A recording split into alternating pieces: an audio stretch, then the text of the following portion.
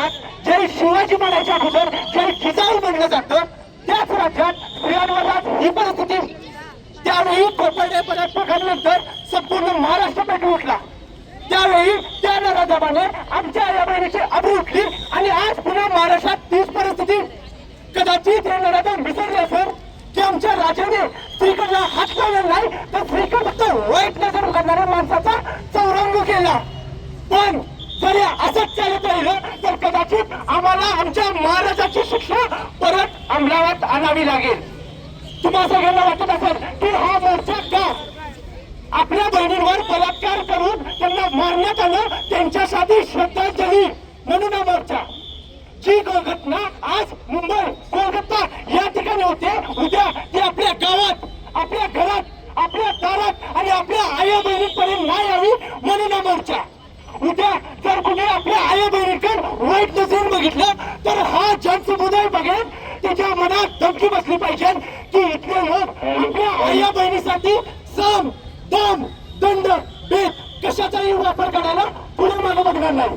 हा मोर्चा यासाठी की ही भावी पिढीच्या मनात स्त्रियांबद्दल आदर सन्मान फार उजळला गेला पाहिजे म्हणून हा मोर्चा. पण भावी पिढी घडवावी तर एखाद्या पिढीला आपले डोकर फोडावेच लागणार.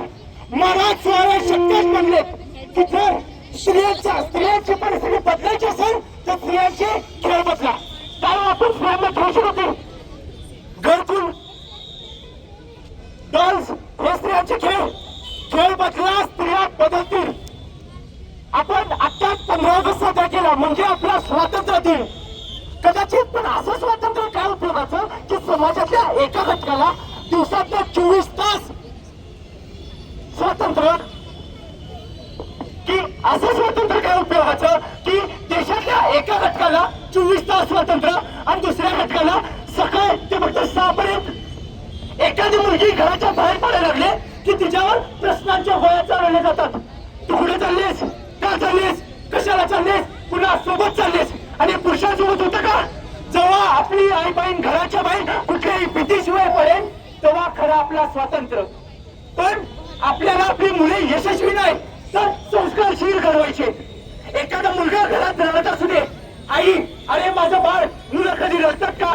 त्या मुलाच्या मनात हे बसवण्याच्या आधी की मुलं कधीच रडत नाही, त्याच्या मनात हे बसवा की बाळा मला माहित नाही मुलं रडतात की मुली, पण तुला मला ही हमी दे की तुझ्यामुळं कुठली मुलगी रडता कामा नये आणि तेव्हा कुठला आपल्या भारत देशात ही प्रगती येईल. शेवटला फक्त एवढंच म्हणतो की दोष तिचा नव्हताच पण चुकून त्या बलात्कारीच्या हाती गेली. दोष तिचा नव्हताच पण चुकून त्या बलात्कारीच्या हाती गेली. मी उन्मत्त नशेने माजून ते स्वतःला राक्षस समजत होते. उन्मत्त नशेने माजून ते स्वतःला राक्षस समजत होते. या आपल्या भारत देशात अशा गोष्टी घडतात, हे कदाचित लाज वाटण्याची गोष्ट आहे. आंध्र या भविष्याला सुद्धा मुलींची व्यथा कळली, पण कदाचित हे कधीच घडलं नाही. मग आता या ठिकाणी